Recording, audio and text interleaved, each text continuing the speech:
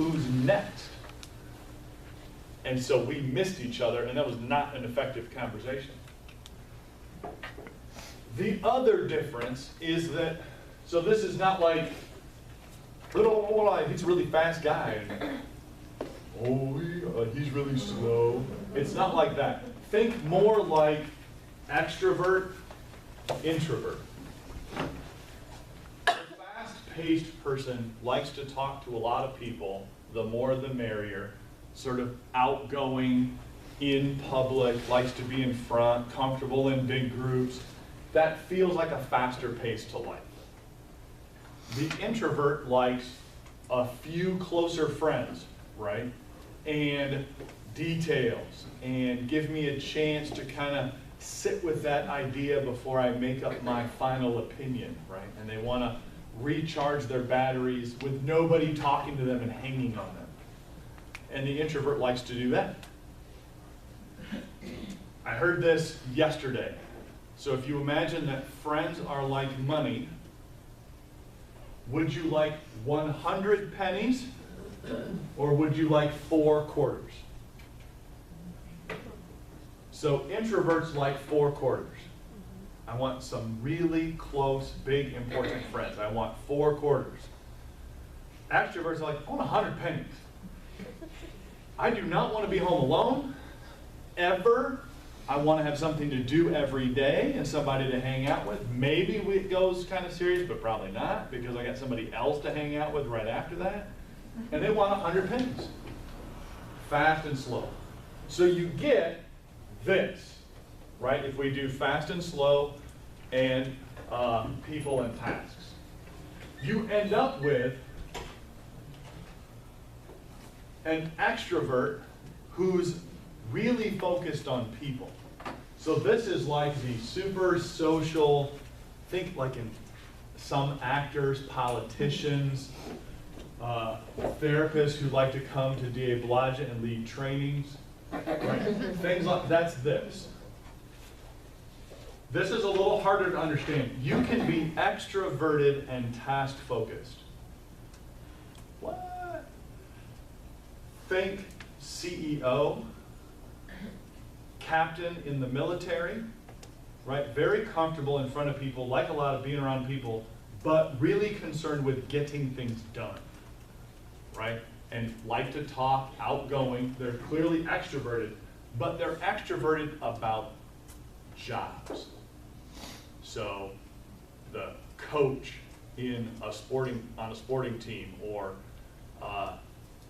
the general, the CEO, the whatever. They are extroverted, but they're about tasks. You can have, and this makes sense to people, that these are easy to get, right? These two. Kind of that introverted, and I like to sort of plug and chug, right? Give me a cubicle, don't talk to me. Tell me how many pages I'm supposed to type, what size font, what margins, how many sources.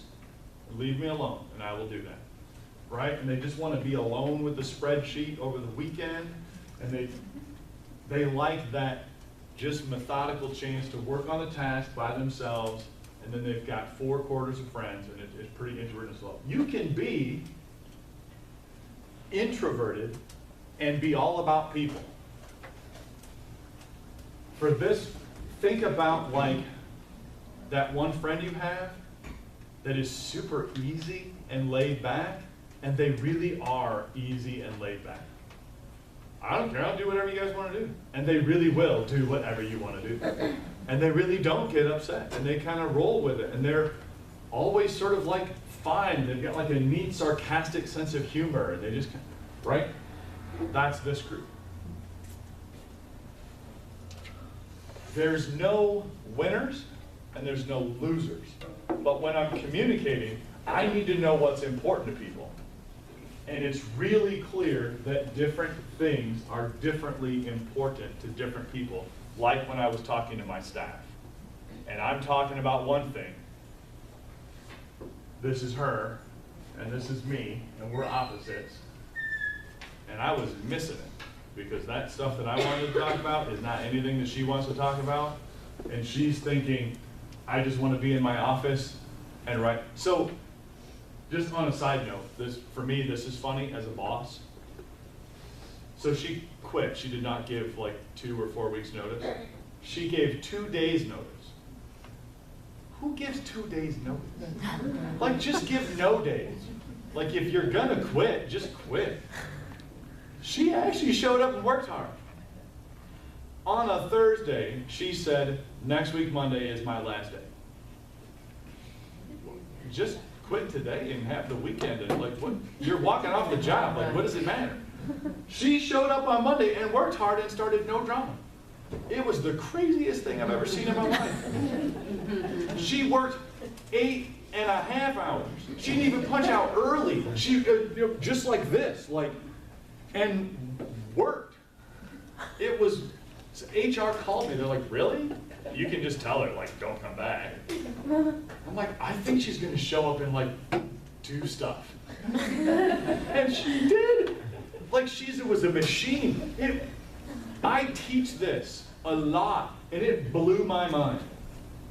She gave 2 days. Who gives 2 days?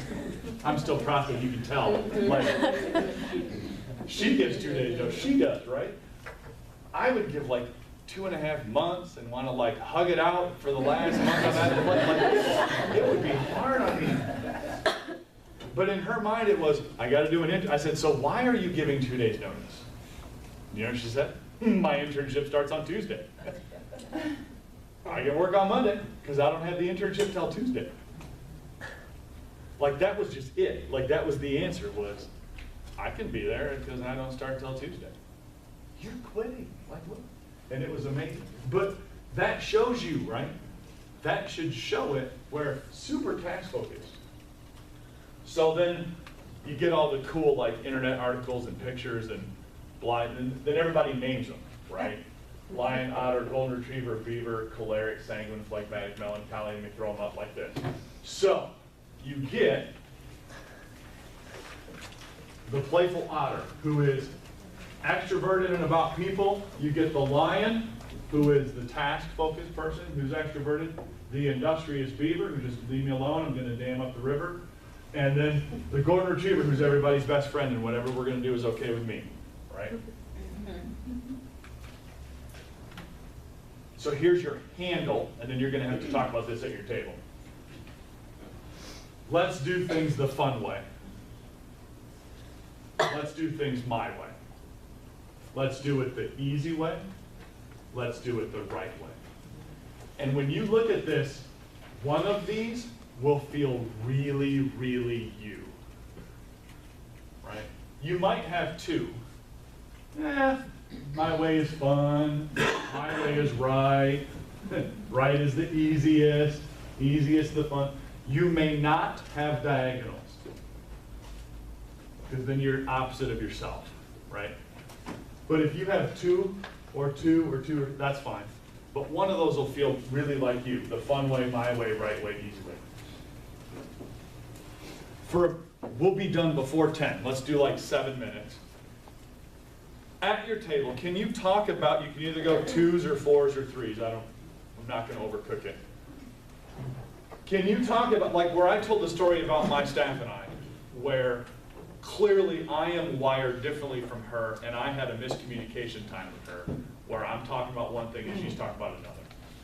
Can you share one of those kind of stories, where you are this way, somebody else is different, and you just missed each other? Can you tell that kind of a story, and then we'll come back together? So tell one of your we missed each other stories based on this, like based on the idea that different things are important to different people and how you missed each other. So do that, and then what will happen at about 10 o'clock is I will get really awkwardly loud, or we'll flip the lights, we'll do something like that to bring people back. Okay, go.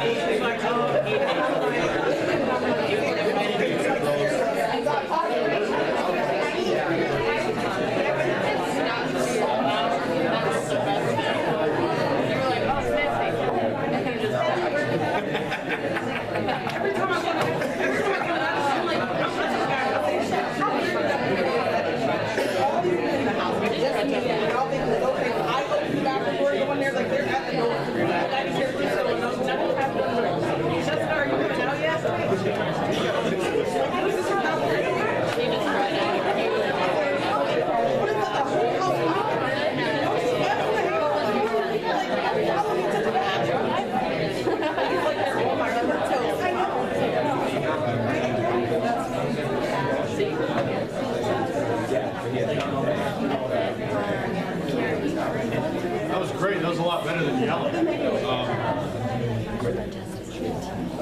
In terms of where we're going, I want to talk a little bit more about this understanding differences thing. So I hope you get the idea of communication gets better if I understand myself and if I understand who I'm talking to. And that different things, like people's ears are different and they are listening for different things. And people's mouths are different and they say different things. So if you can understand those differences, you will communicate better and you'll figure out where the conflicts are coming from. We're going to skip this slide because it's sort of the same thing but like extra. If you ever had to take the DISC or any of these like office place personality test things, this will look very familiar to you.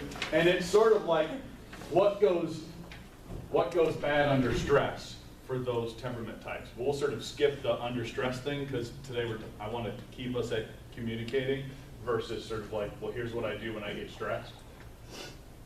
But Nina has the PowerPoint, so if you like this as a handout, we're going to post it on your training drive.